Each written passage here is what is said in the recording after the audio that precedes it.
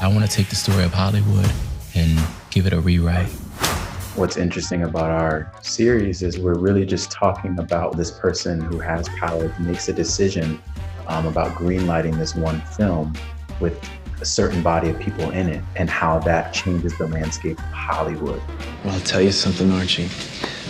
I'm going to change the way they make movies in this town. I think it's very powerful in the way that it shows how these kinds of choices can have such profound effects beyond just a single movie and change lives. Real people and fictional characters, you get to see them fulfill their dreams and make their mark on Hollywood. If we change the way that movies are made, I think you can change the world. Here we are in 2020. I think there's certain things that we're still fighting for as far as equal rights amongst women, Black people, queer people, just people trying to get represented, trying to get heard and seen. So movies, you think they matter?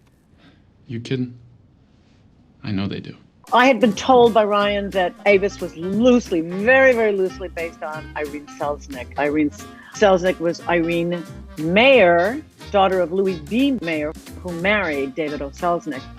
It must have just been an extraordinary time to be alive and to be at the beginning of an industry. Clark Gable, I used him as my muse, along with Scotty Bowers. Watching the documentary of Scotty Bowers was really fascinating. So if Scotty Bowers and Clark Gable had a love child, it would be Ernie West. I'll see you Sunday. Don't be late. I think there are definitely pieces of Ryan Murphy himself in the character of Raymond, in that he chooses to use film as a social justice crusade, as a way to paint the world of how it should be and could be. Explain yourself. What do you want me to say?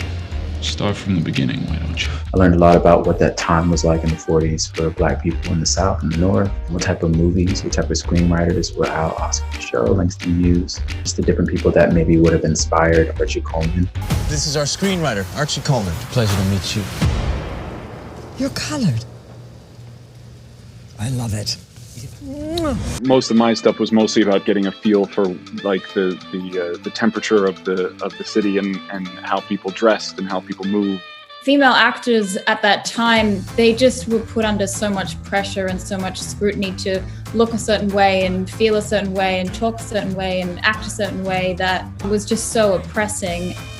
And I really looked to Dorothy Dandridge and Lena Horne, which were sort of the two Black actresses of that time who were able to go out and become leading ladies. And they faced so much adversity and so much struggle. And they were kind of the first Black women you saw on screen that weren't playing maids at the time. So I just really, was so inspired by them and grateful for them as well, because they're the reason that I'm able to be here doing this today. Who's holding court over there?